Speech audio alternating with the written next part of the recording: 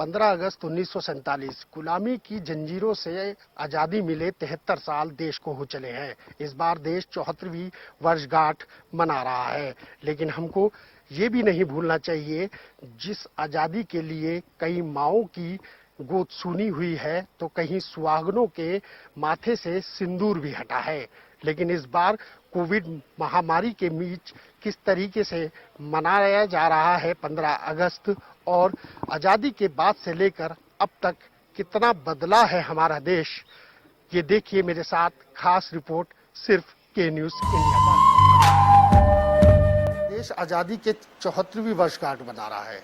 देश के जवानों ने अब तक क्या खोया और क्या पाया, इन तमाम चीजों को लेकर के आज हमारे साथ दो खास मेहमान मौजूद हैं, जिन्होंने कारगिल युद्ध को बखूबी लड़ा है और देश को जीत दिलाई है। पहले हम बात करेंगे राजेंद्र सिंह जी से। आप पहले तो आपका परिचय जानना चाहेंगे कि क्या? मेरा नाम राजेंद्र सिंह तंवर है। मैं 2 राजपूताना राइफल का एक रिटायर्ड सैनिक हूँ और 99 में मैंने इस युद्ध में भाग लिया था और एज ए सिग्नल ऑपरेटर मैं मेरी ड्यूटी थी। उस टाइम पे सीओ का ऑपरेटर था, जो कि दुश्मन का एक नंबर 1 टारगेट होता है कि रेडियो ऑपरेटर अगर ख़त्म हो गया तो कम्युनिकेशन ख़त्म हो गया और कम्युनिकेशन ख़त्म हो जाएगा तो फौज तितर बितर हो जाएगी। तो मैंने उस युद्ध में भाग लिया और देशवासियों का आशीर्वाद या अपने बुजुर्गों का आशीर्वाद ताकि उसमें हम कामयाब भी हुए। सर, कैसी रही थी उस समय की जंग? क्योंकि बड़ा परिश्रम जो है वो सेना के हमारे जवानों को करना पड़ा, क्योंकि हाई एल्टीट्यूड पे दुश्मन बैठा हुआ था, दिख नहीं रहा था, लेकिन वो अपनी मॉनिटरिंग बिल्कुल सेना के ऊपर बना रखा था। कितना नुकसान हुआ उस समय और आपने भी बहुत कुछ गंवाया है उसमें। भले ही आज 15 अगस्त है कि जो है वर्षगांठ हम मना रहे हैं, 74वीं वर्षगांठ है, कितना अब जो है आपके अंदर कॉन्फिडेंस है आगे के लिए कि दुश्मन को किस तरीके से करारा जवाब देने के लिए आज भी हमारी सेना जो है तैयार है? बिल्कुल, देखिए आगे ये तो एक कहावत भी है, हमने सुनी भी है, ये हमने प्रैक्टिकल भी देखा है कि हिंदुस्तान की फौज का मुकाबला दुनिया की कोई भी फौज नहीं कर सकती। बहुत ही ट्रेंड सोल्जर हैं हमारे, बहुत ही काबिल ऑफिसर हैं हमारे और अच्छी ट्रेनिंग दी जाती है। बस उसी के बलबूते पर हम ऐसे युद्धों में, ऐसी लड़ाई में कामयाब होते रहे और आगे भी होते रहेंगे। सर, क्या रहा था उस दिन घटना? क्या रहा जिस दिन जंग चल रही थी, जिस दिन आप विजयी होकर के आए थे वहां से? क्या था वो माहौल, क्या था? उस टाइम पे मैं कुपवाड़ा सेक्टर में की गांव में पोस्टेड थे हमारी बटालियन। तो ये समझौता था हमारे देश और पाकिस्तान के कि सर्दियों में जब विंटर टाइम होता था तो फौज अपने अपने जो विंटर पोस्ट खाली करके नीचे आ जाती थी और गर्मियों में फिर वहाँ पे डिप्लॉय हो जाती थी। तो पाकिस्तान ने हमारी फौज जैसे ही पाकिस्तान उसी का फ़ायदा उठा करके हमारी पोस्टों पे आकर के वो उन्होंने कब्जा कर लिया।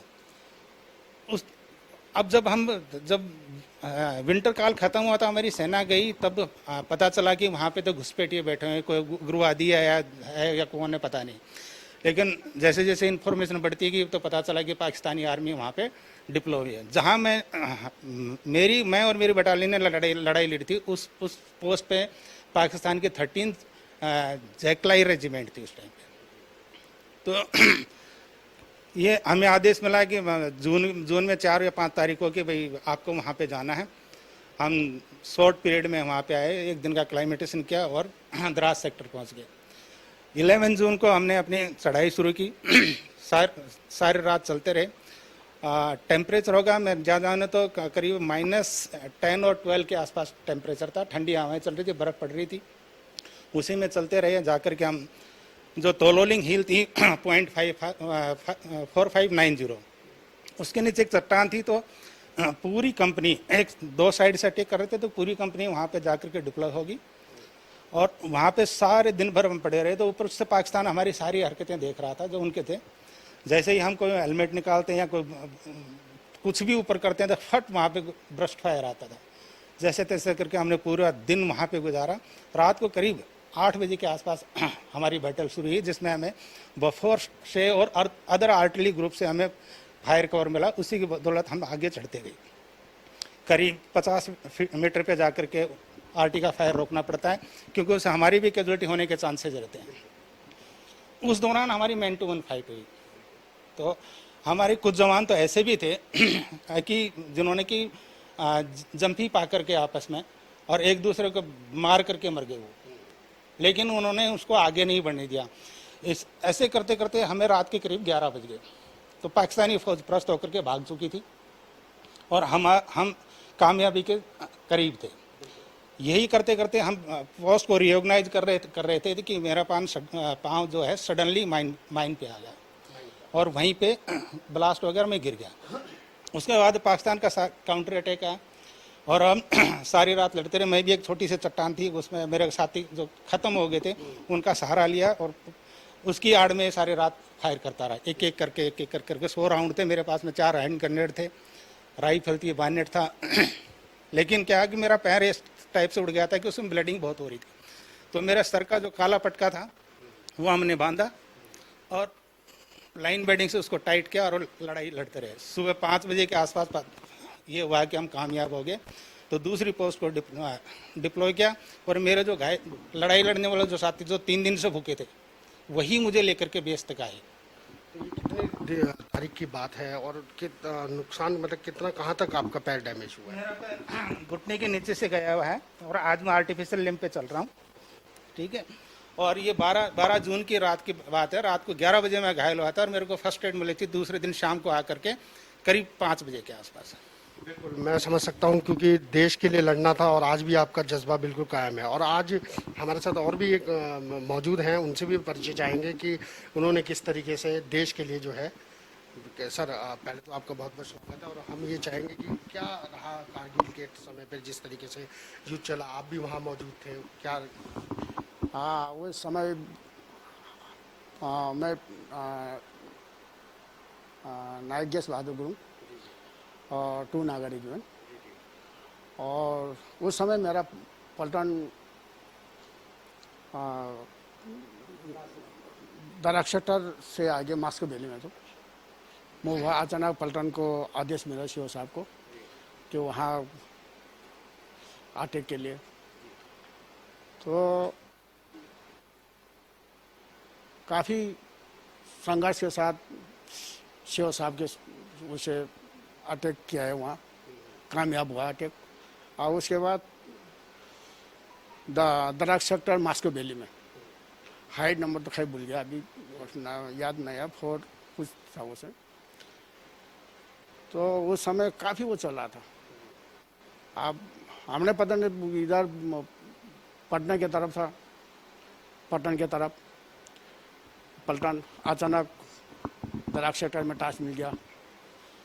तो उस इलाके में कोई रास्ता भी नहीं था, कुछ नहीं था वहाँ पर, रास्ता चलने का रास्ता भी नहीं था।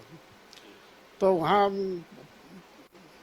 अटैक किया। वहाँ अटैक करने के बाद तो जब सर्चिंग हुआ, सर्चिंग होने के बाद तो फिर मेरा दुश्मन का लगा हुआ मैन मेरा पैर में आ गया डिफेंस सर्चिंग के बाद। तो मेरा दाहिना पैर नहीं है। और वो समय काफ़ी देखना चाहेंगे, आपसे देखना चाहेंगे कि किस तरह से जो है उस समय जंग में ये थापा जी का जो पैर था वो बिल्कुल उनको गंवाना पड़ा, लेकिन फिर भी आज इनमें जोश है और एक जज्बा है कि किस तरीके से।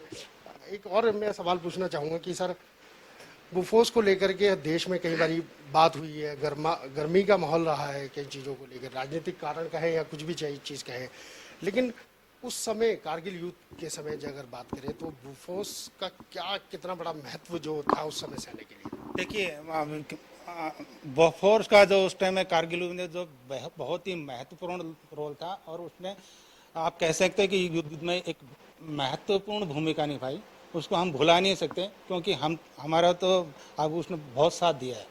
तो मुझे पता है मेरी पलटन और मेरे लिए वो बोफोर्स कितनी अहमियत रखती थी। अगर वो नहीं होती तो शायद हमें कामयाबी में दिक्कत आती। तो हमारे साथ आपने देखा कि कारगिल युद्ध के योद्धा हमारे साथ रहे हैं और इन्होंने बताया कि आप बीती कि कारगिल के समय देश को कितनी बड़ी चुनौतियों का सामना करना पड़ा।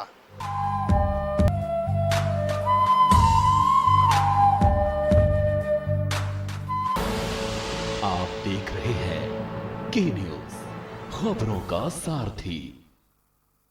खुदी को आजमाया है तो ये अंदाज आया है, खुदी को आजमाया है तो ये अंदाज तुम में भी मैं हूं। शुद्ध प्लस पान मसाला। राम की जिंदगी को थोड़ा पढ़ भी लीजिए। आप मुद्दे से भटक रहे हैं। सब बोलेंगे, सबकी सुनेंगे, अनुशासन के साथ सवालों की झड़ी। अड़ी, क्योंकि हमें है देश की पड़ी। सोमवार से शुक्रवार शाम 6 बजे। TV9 भारतवर्ष, अब तो सब देख रहे हैं।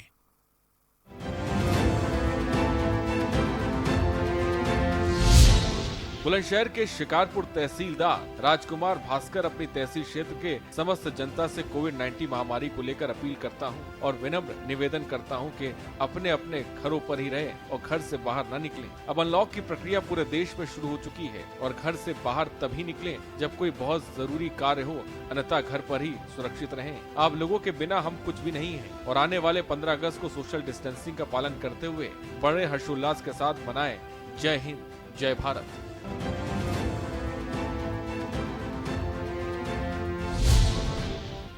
पवन तनय हॉस्पिटल व अल्ट्रासाउंड सेंटर कानपुर देहात की तरफ से सभी सम्मानित नगरवासियों व जनपद वासियों को 15 अगस्त की हार्दिक शुभकामनाएं। साथ ही सभी से कोविड-19 के नियमों का पालन करने, हमेशा मास्क पहनने, सोशल डिस्टेंसिंग के पालन करने की अपील की जाती है। निवेदक डॉक्टर इंद्रजीत शर्मा, पवन तनय हॉस्पिटल।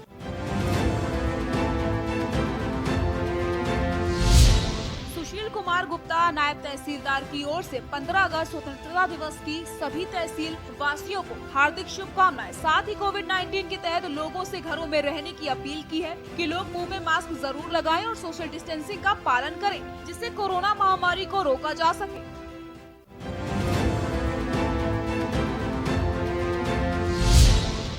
बुलंदशहर के दौलतपुर रिपोर्टिंग चौकी इंचार्ज उत्तम सिंह की ओर से 15 अगस्त स्वतंत्रता दिवस की समस्त देशवासियों को हार्दिक शुभकामनाएं। साथ ही कोविड-19 के तहत लोगों को सतर्कता बरतने की अपील है। चौकी इंचार्ज उत्तम सिंह की ओर से विनम्र निवेदन है कि कोरोना योद्धाओं और पुलिस कर्मियों का सम्मान करें। आप देख रहे हैं के न्यूज, खबरों का सारथी।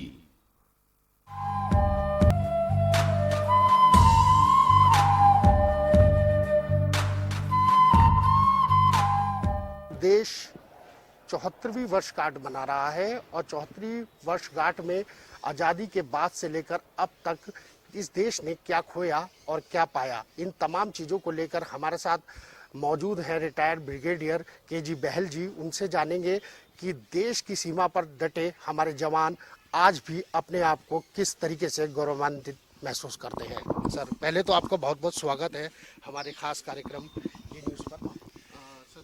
क्या लगता है किस तरीके से आज भी हमारे देश के सीमाओं पर जवान तैनात है?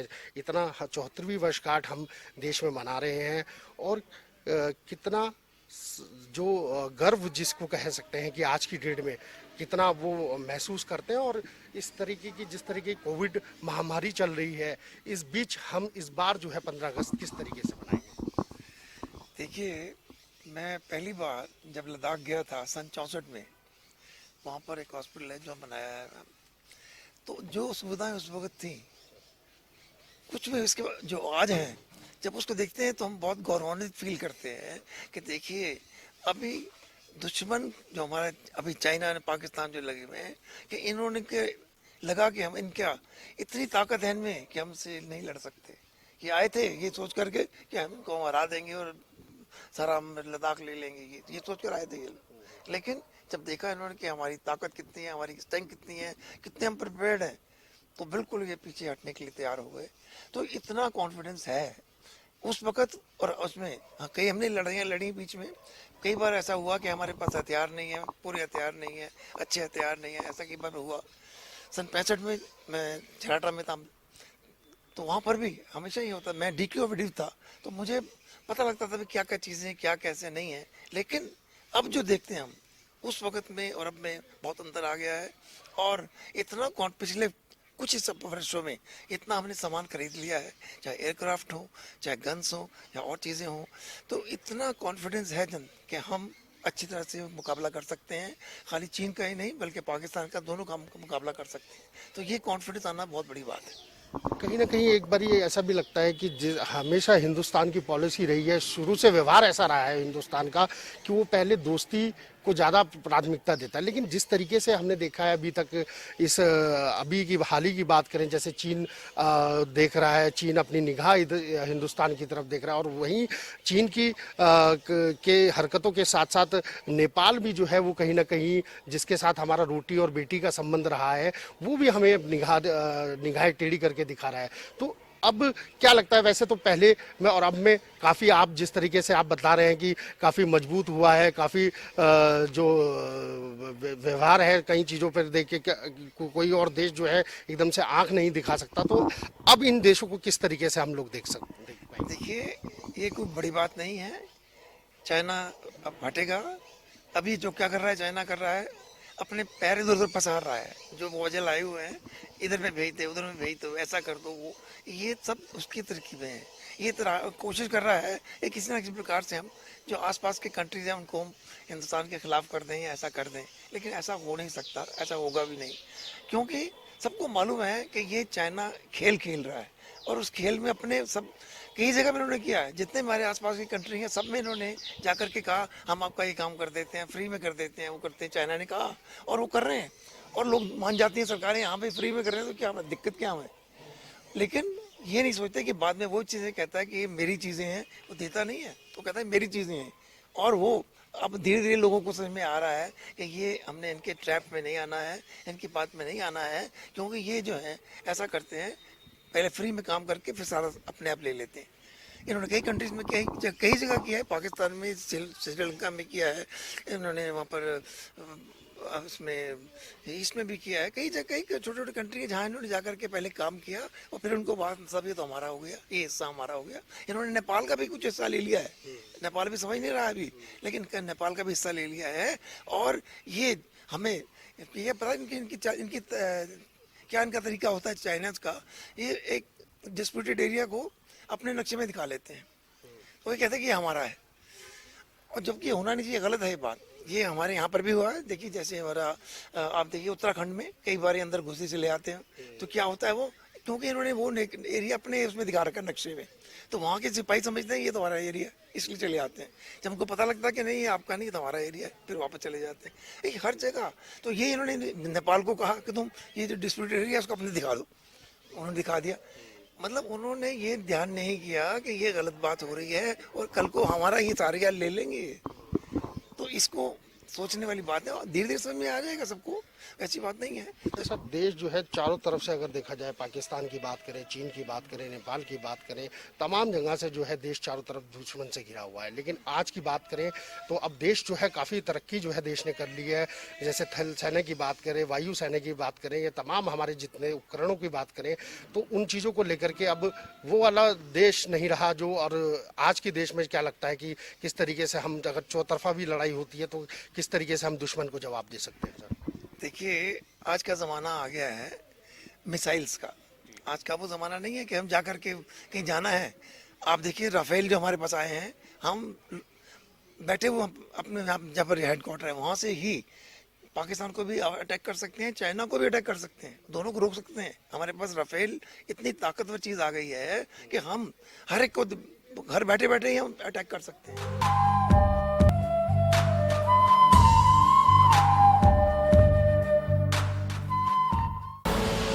आप देख रहे हैं के न्यूज, खबरों का सारथी।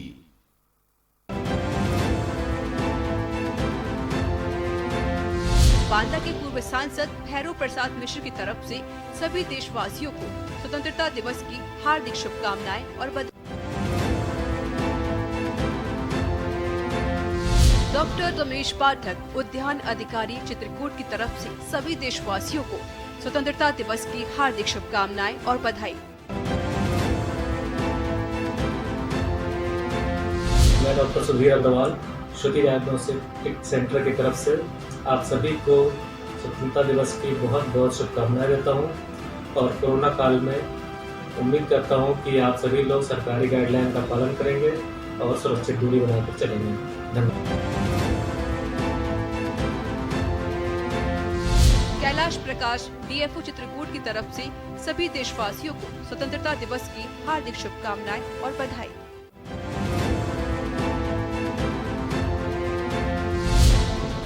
जिला जिला प्रमोशन अधिकारी मनोज कुमार चित्रकूट की ओर से स्वतंत्रता दिवस की हार्दिक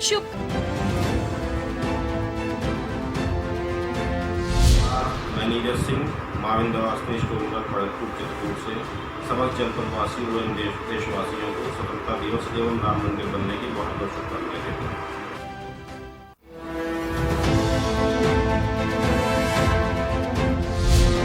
मैं पीके मित्तल अधीक्षण जनता विद्युत विभाग चित्रकूट समस्त जनपद वासियों को 15 अगस्त की हार्दिक शुभकामनाएं देता हूँ और सभी से निवेदन करता हूँ कि भारत में वो आप देख रहे हैं के न्यूज, खबरों का सारथी।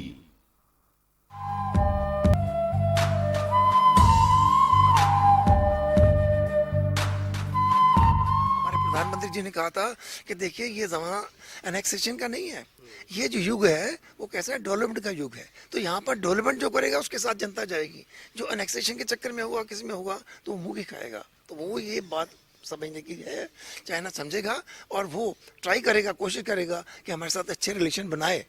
अभी आप देखिए बातचीत वगैरह करके वो अच्छे रिलेशन बनाना चाह रहे हैं। चाइना की इंडस्ट्री आजकल फेल हो रही है। क्यों हो रही है? ये सारी इंडस्ट्रीज जो है वहाँ पर चाहते हैं कि हिंदुस्तान में आए। हमारे देश ने, हमारे प्रधानमंत्री जी ने सुविधाएं दी हैं सारी, कहा कि आइए हम आपको सुविधा देंगे।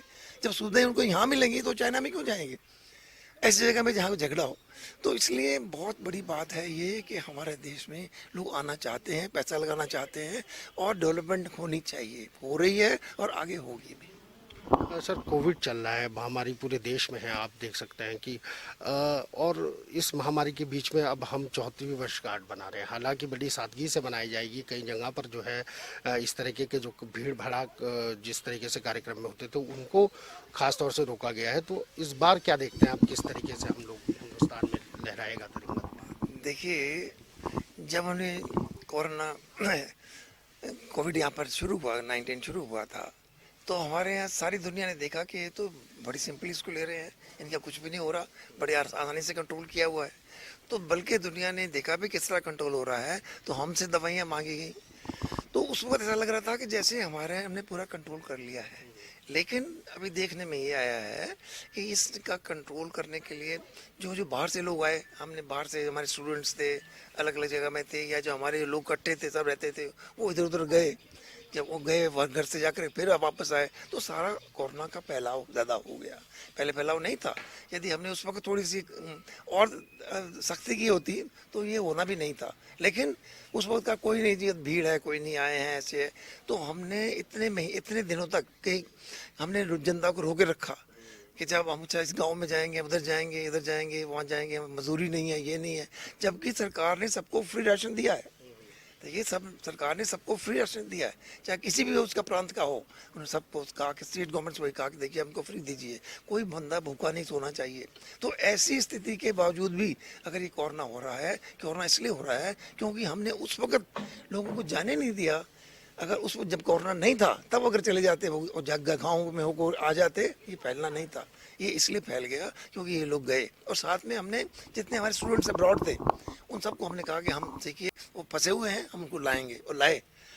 उनके लाने से भी फैला, वहाँ पर था तो इसलिए यहाँ पर भी फैला। तो ऐसी घबराने वाली बात नहीं है। यहाँ पर कोरोना फैल रहा है, कोई बात नहीं, लेकिन कंट्रोल्ड है। अभी रिकवरी रेट ज़्यादा है, सबसे बड़ी बात है कोरोना के लिए रिकवरी रेट बहुत अच्छा है हमारा।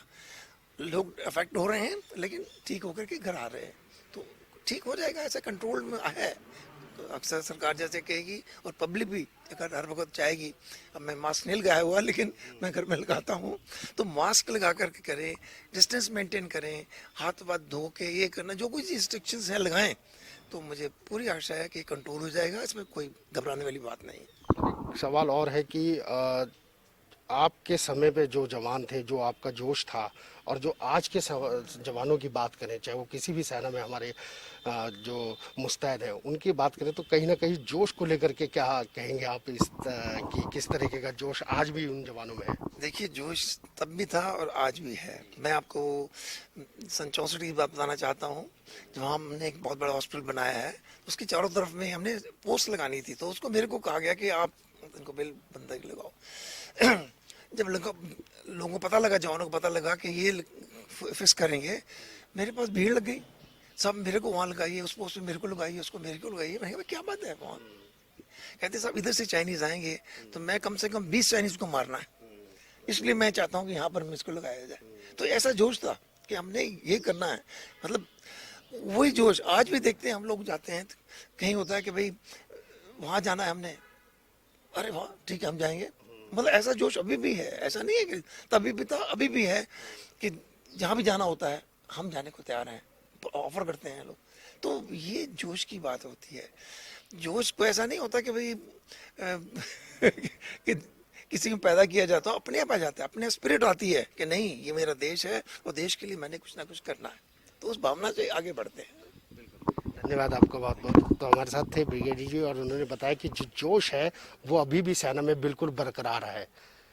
वीडियो जर्नलिस्ट लईक अहमद के साथ मैं राजेश वर्मा, के न्यूज इंडिया, देहरादून।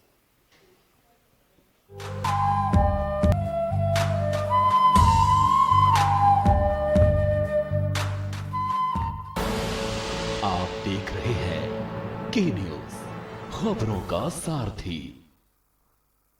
राम की जिंदगी को थोड़ा पढ़ भी लीजिए। आप मुद्दे से भटक रहे हैं। सब बोलेंगे, सबकी सुनेंगे, अनुशासन के साथ, सवालों की झड़ी। अड़ी, क्योंकि हमें है देश की पड़ी। सोमवार से शुक्रवार शाम 6 बजे। TV9 भारतवर्ष, अब तो सब देख रहे हैं।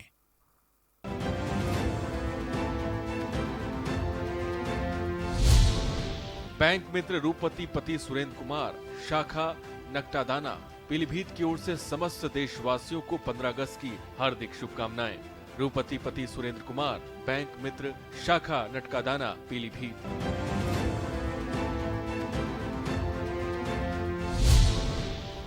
नगर पंचायत बरखेड़ा पीलीभीत की तरफ से समस्त देशवासियों को 15 अगस्त की हार्दिक शुभकामनाएं। साथ ही नगर पालिका लोगों से 2 गज की दूरी बनाए रखने की अपील करता है और मास्क जरूर लगाएं।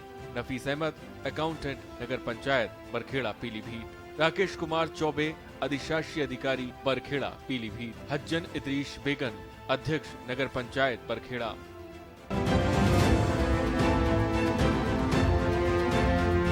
मैं स्वतंत्र देवल, सह जिला मीडिया प्रभारी, भारतीय जनता पार्टी जनपद पीलीभीत से आज़ादी के 74वें स्वतंत्रता दिवस की समस्त प्रदेशवासियों को